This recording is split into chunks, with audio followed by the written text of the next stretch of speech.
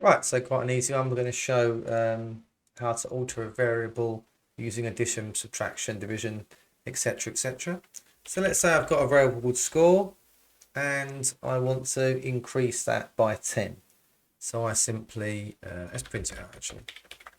I simply say score equals score plus 10.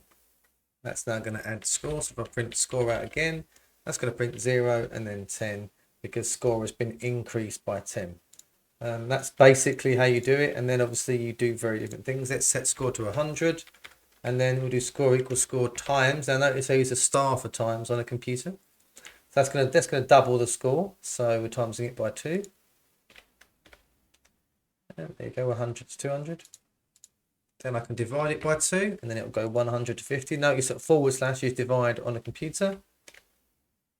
There you go. Notice how it's turned it into a float because we've used division. And that always returns with a float, so that's now turned into a float.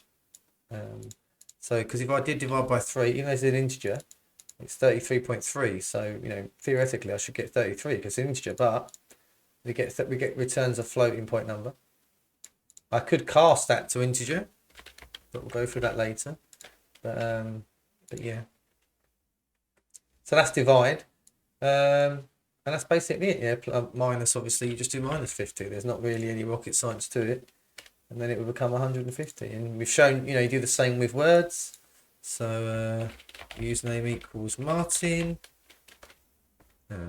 Yeah, actually, let's do forename. Let's do an actual proper one for a start. Forename equals Martin. Surname equals Smith.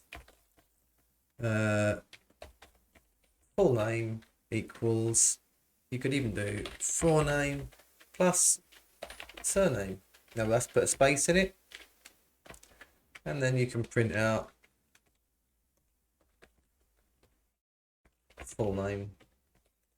And then that will obviously print out Martin Smith. We could also then add an exclamation mark if you wanted for no reason whatsoever. Let's move that down there. So now it's going to have Martin Smith exclamation mark. You cannot do minus with a string or divide. You can multiply as you've seen in the previous video. But yeah, that's how you alter a variable. And yeah, that's showing each of the ones.